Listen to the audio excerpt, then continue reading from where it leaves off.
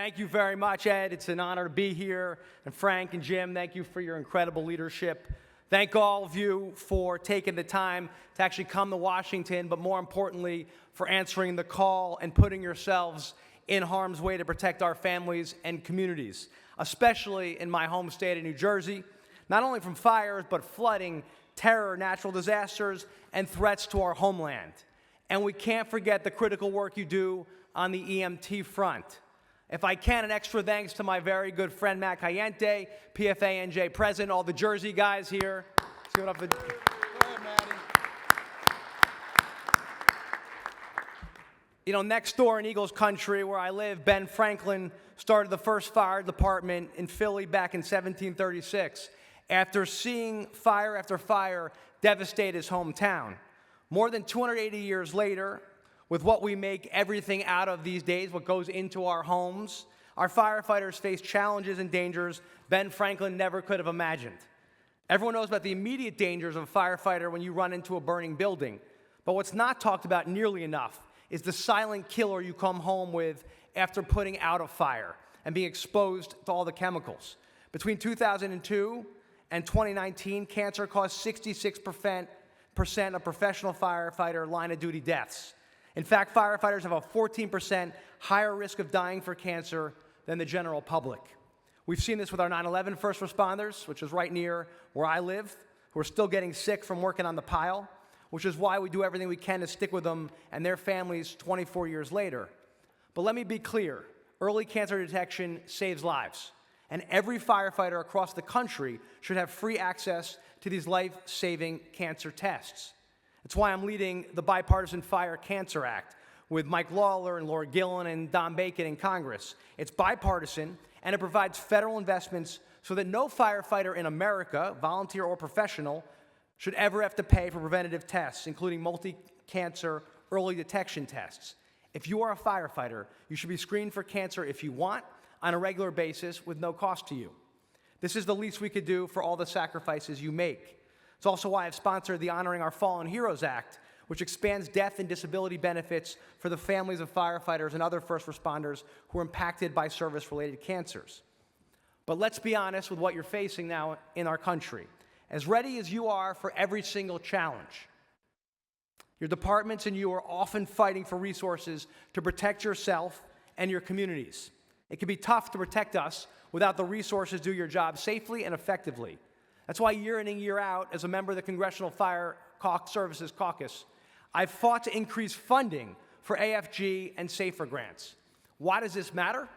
Because we know they make a huge difference back home with often cash-strapped local departments who are in dire need of everything from trucks to ambulances to air packs, from stuff we need for hiring and training and retaining firefighters who, as we know, we don't have enough of these days. It's hard to find enough first responders.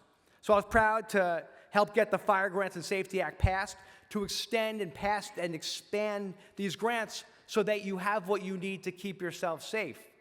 But it's been a fight. We've clawed back millions to Jersey, and I know many people who stand here fought to get money back to their districts to help not only you, but our local taxpayers with their wallets, because I'm all about lower taxes and lower costs. We got to make life more affordable for you as we make life safer for you.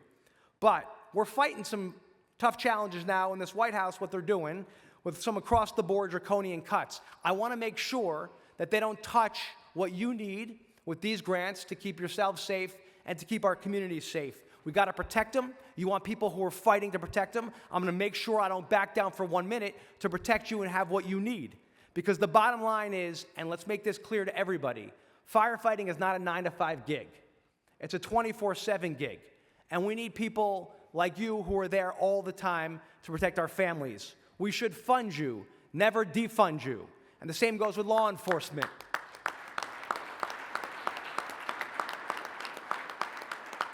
We need to invest to protect. And that's what I say to every other member of Congress and everyone I talk to. You can't cut your way there. You got to make smart investments so that you have what you need to do your jobs. Finally, last point. And I think whoever you meet with on the Hill as you're going around, you should check their record, right? There's people who talk big games. The question is, do they walk the walk?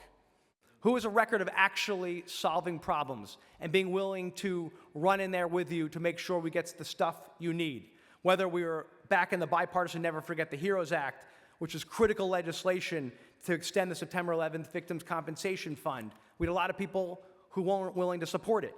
Or the Michael Lisick Military Firefighters Protection Act, or the Protecting America's First Responders Act, which is benefits for the fallen first responders.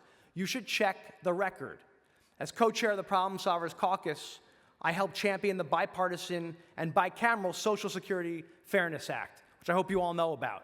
Critical legislation which just became into law months ago to make sure that public servants and your families receive full Social Security benefits. You earned it, you deserve it, and it should always be there for you.